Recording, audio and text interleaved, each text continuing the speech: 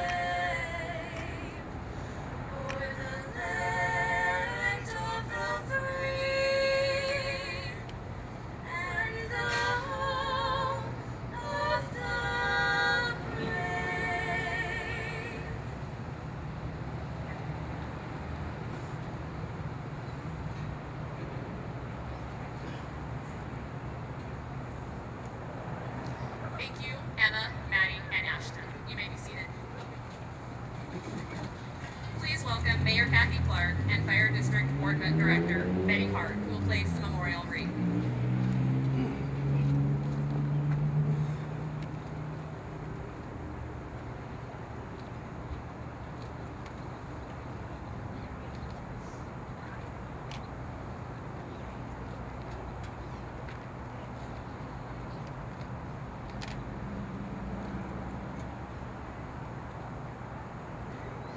Thank you, Mayor Clark and Director Hart. Please welcome Bob Wrigley, who will present the invocation.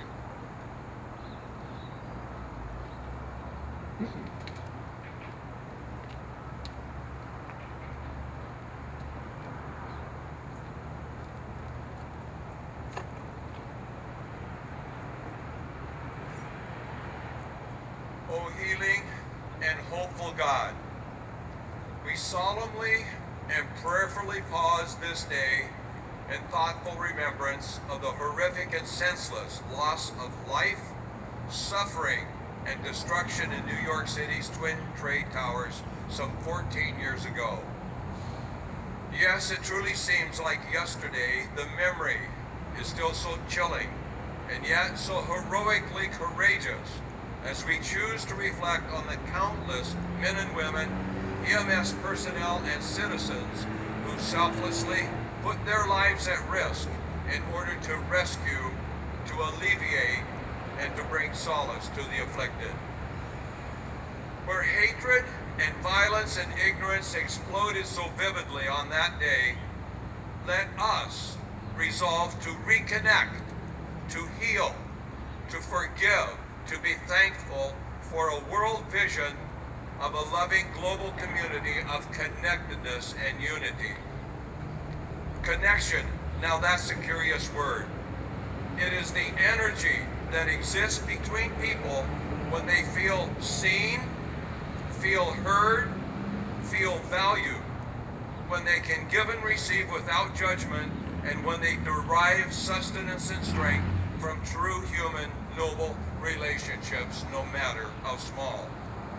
We pray this day that as individuals and as a community, we can resolve to be that instrument of peace, healing, and hopefulness to all mankind, that this horrific destruction will never happen again.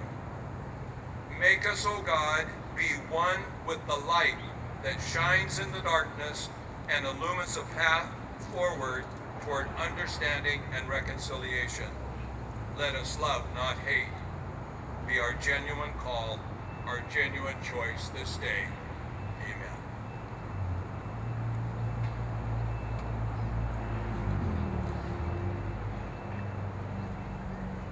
Thank you. Please welcome our State Fire Marshal, Chief Jim Walker.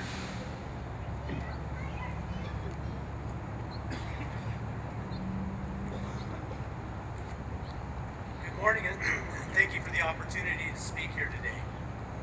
14 years ago today, our country suffered the devastating loss of nearly 3,000 people at the hands of terrorists. Among those nearly 3,000 were regular people, just like you and I, going about their business in downtown New York City, at the Pentagon in Washington, D.C., and there were also people taking flights wherever they needed to be. Others in that number of nearly 3,000 that were lost were many first responders. They answered the call to enter into chaos and attempt to save the lives of as many as they could. These responders included firefighters, paramedics, police officers, members of the U.S. military, and others. Today we remember all of those souls that were tragically lost and those brave individuals who rushed into the devastation to fulfill their public service promise. Congress has dedicated September 11th as National Day of Service and Remembrance as a way to honor the victims of September 11th, 2001, and those who responded to the attacks. This day's event is one way we remember and honor those who lost and those who are now serving. Specifically speaking about firefighters, I know you can show your support by doing things that make their job safer. You can take action in your own home by ensuring you have working smoke alarms and a home escape plan that you practice with everyone in your family. By doing these things, your local firefighters may not have to risk their lives by entering your burning home to try to save you, because you've already taken the steps to save yourself. Also, always remember to pull your car to the side of the road at the sound of a siren, and always move over a lane or slow down when approaching emergency vehicles on the roadside. So as you go about your day to day, think about all of the different ways, big and small, that you can honor those who have passed and those serving you today. Thank you.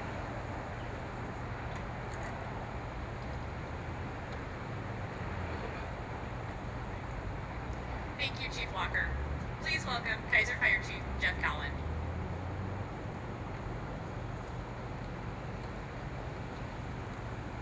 Good morning.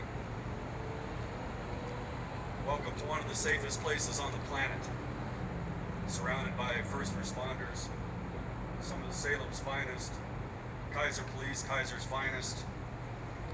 I want to recognize some people here. Mayor Kathy, thank you for being here. Keizer City Council, thank you for being here. Keizer Fire, career, volunteer, Keizer Fire retired, thank you. Senator Rod Wyden's office is here. Been here ever since I've been here.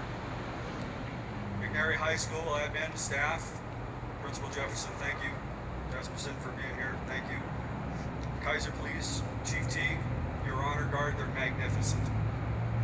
Salem Pipes and Drums, we are very proud of you. Marion Fire, District 1, thank you for joining us. Senator Kim Thatcher, I saw you walk in. If there's anybody else I've left out, please accept my appreciation to the Keizer community for all of you being here. We stand before you today to memorialize when America was awakened to the real threat of terrorism. When an aircraft crashed into a field in Shanksville, Pennsylvania, the Pentagon, and our World Trade Centers. It was a time of war. We're still at war. The war is against hate. The battle is to fight the belief that some lives matter more than others. The weapon is fear. But we are not afraid. Their plan went horribly wrong for them.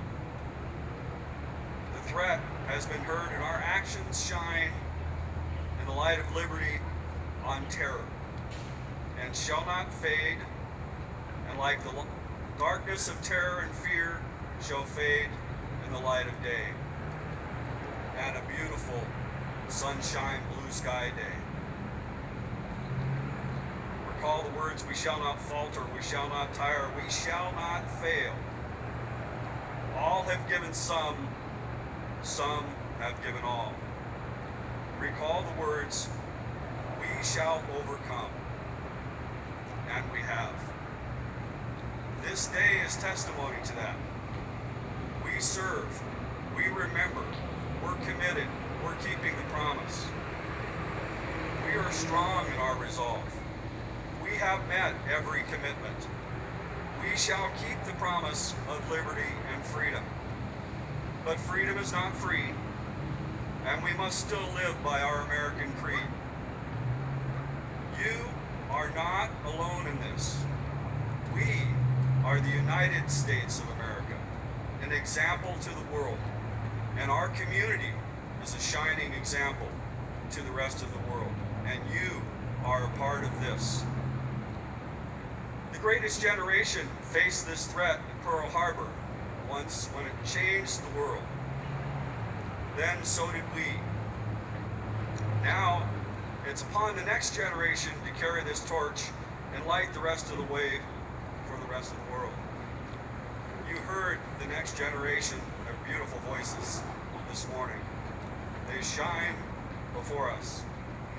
For my sons, make this a day of service. Make a difference, no matter how small. Practice random acts of kindness. Look for opportunities to serve. Reach out to those in need. Then, let peace stand throughout the land and grow the fruits of freedom to pass on to the next generation this most precious gift which so many have fought for and died, so that we might live to see this day again and hold it high among the rest of the day that freedom rings for Patriot Day. And today, we remember.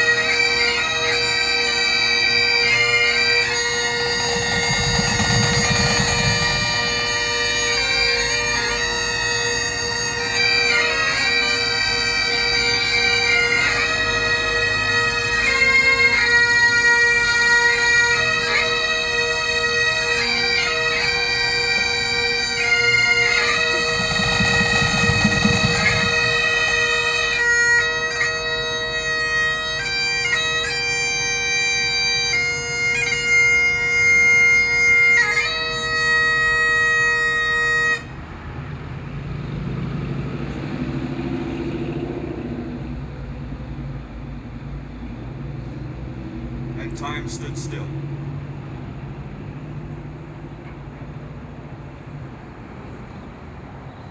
For those that have given their lives this year for our armed forces, for our military, for those service abroad, and for those here on our soil, 83 police officers have given their lives in the line of duty so far this year of 2015.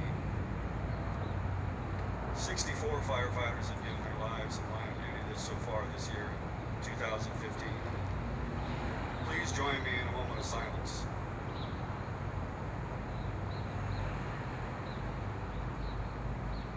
I want to thank the Keizer community and everybody for attending. I'd like to thank you for your continued support. Please join us for breakfast. And in closing, may God bless each and every one of you. Thank you.